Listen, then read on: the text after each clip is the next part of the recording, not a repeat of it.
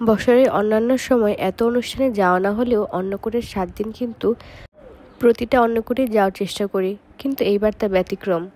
সকালে ভগবানের জন্য রান্না হয়েছিল লুচি ঘুগনি। কার ফেভারিট? বিরাট কোহলির।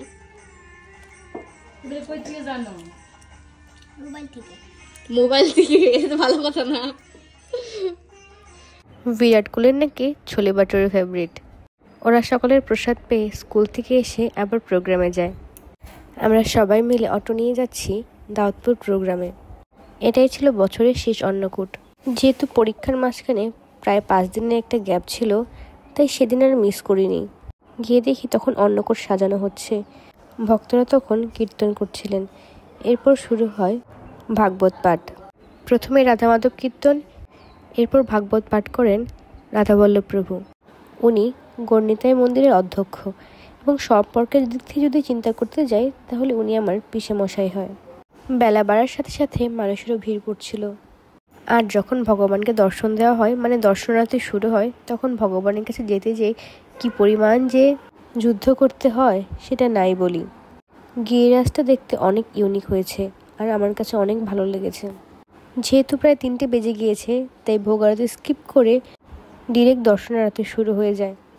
আর পাশেই সবাই মিলে নৃত্য কীর্তন করছিল, কিন্তু আমি যেই জায়গায় দাঁড়িয়ে আছি সেখান থেকে নৃত্য করতে যাওয়ার ইচ্ছা থাকলেও এত মানুষ ছিল, ভিড় ঠেলে ওদিকে যাওয়ার সাহস হয়নি।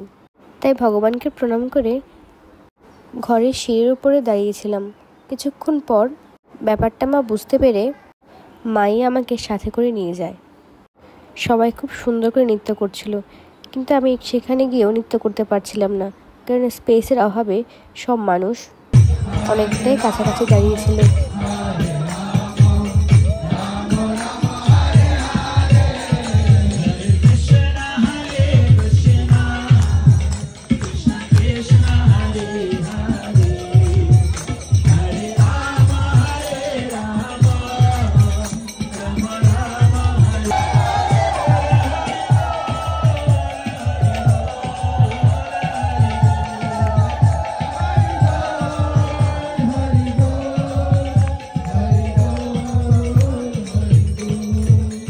আর এই হচ্ছে আমার বান্ধবীর মেয়ে। এরপর তো আমরা প্রসাদ পেতে বসে পড়ি। প্রসাদ পেতে এসেও এত ভিড় ছিল।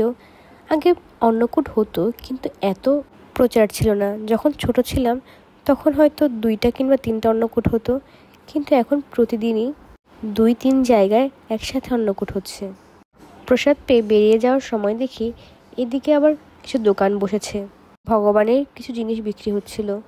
এরপর আমরা আবার অটো নিয়ে ব্যাক করি। আসার আগে শান্তি মিষ্টান্ন ভাণ্ডারে গিয়েছিলাম গোপালের জন্য ছানা কেনার জন্য।